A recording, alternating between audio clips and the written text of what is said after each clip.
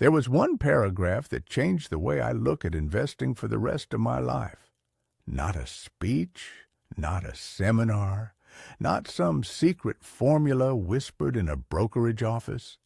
Just a single paragraph in a book I happened to open while living in Lincoln, Nebraska. That line made me see the market differently, and it saved me from years of doing things the hard way. I grew up with a hunger for numbers and for markets. I bought my first share when I was 11. Before that, at 9, I wandered into the New York Stock Exchange and came away convinced the world had a pattern I could learn to read. So I read. I studied charts. I stared at price lines until my eyes crossed. I chased moving averages, tested indicators, and tried things like short selling because it seemed clever. For a long time, my whole life felt like a hunt for the next pattern that would tell me which stock would go up tomorrow. I was proud of the hours I put in. I was proud of how much I thought I knew.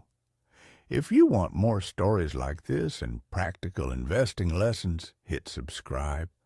That way you don't miss the bits that actually helped me change course. Looking back, I can see how tidy a trap it was. Charts give you the illusion of certainty. Numbers, lines, signals. You think you're reading the market's handwriting. The problem was that I was reading the wrong script. That moment in Lincoln came when I opened The Intelligent Investor and ran into a paragraph, simple, unadorned, that forced me to admit I had been seeing only one thing. It was like those optical illusions, the duck-rabbit picture. For years, I had been looking at the lines as if they were a duck. Then that paragraph made me flip to rabbit mode. Suddenly, the whole picture changed. The duck-rabbit is useful because it shows how the same information can support two very different interpretations depending on how your mind is framed. When you're trained to look for a particular pattern, you'll find it, even if it's the wrong pattern for what actually matters. I had been trained by curiosity and by the thrill of the chase. The book reminded me that the market isn't only about short-term patterns or clever technical tricks.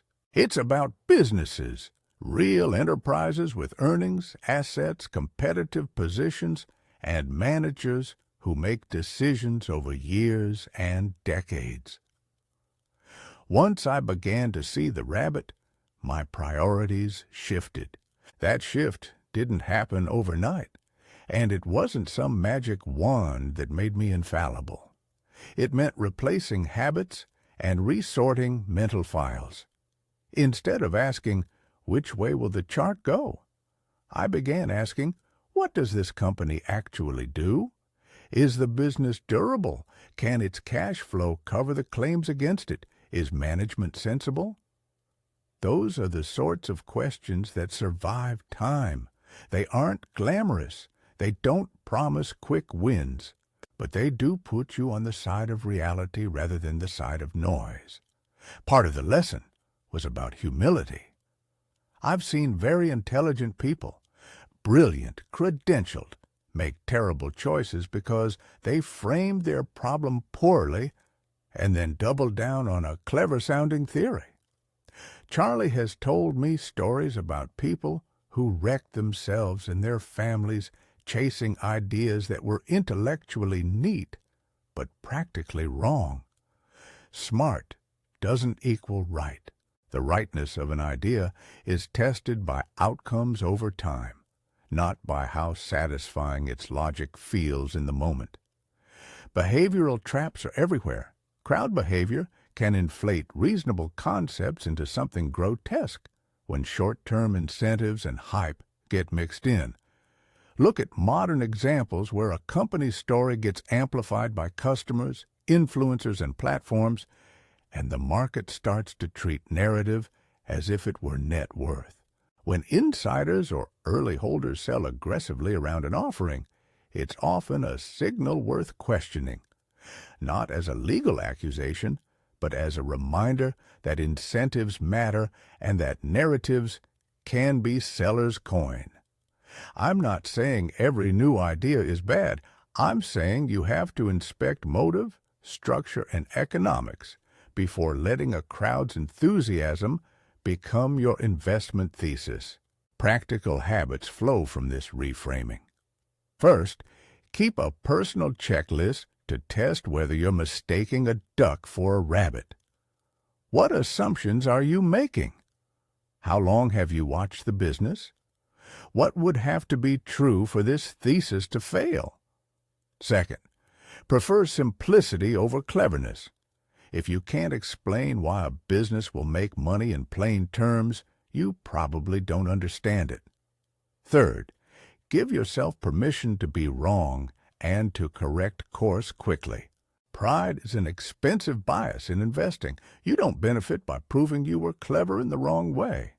Fourth, measure managers by what they do, not by what they say.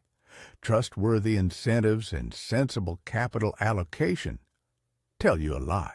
I'll give you a small example from my own file box of errors. Early in my career, I spent months perfecting an entry system based on a technical signal that, in back tests, looked brilliant. I would check it religiously and celebrate tiny wins while ignoring that the businesses behind the winning charts were often shallow. After the Lincoln paragraph, I realized I'd been optimizing for signal noise rather than business value. I stopped. It didn't mean every investment I made after that was perfect, but it meant I stopped pouring energy into a method that, however elegant on paper, had little to do with underlying economics. Thinking in mental models helps. The duck-rabbit is a reminder to change the frame when necessary. Other models, margin of safety, circle of competence, compounding, are practical tools that help you filter temptation and distraction. Use them. Update them. Admit when a model fails and replace it. The market rewards the patient adjustment, not the stubborn doubling down on a pleasing but false idea. If you're watching this and feel a little embarrassed about being wrong, that's fine. The best investors I know have plenty of humble stories.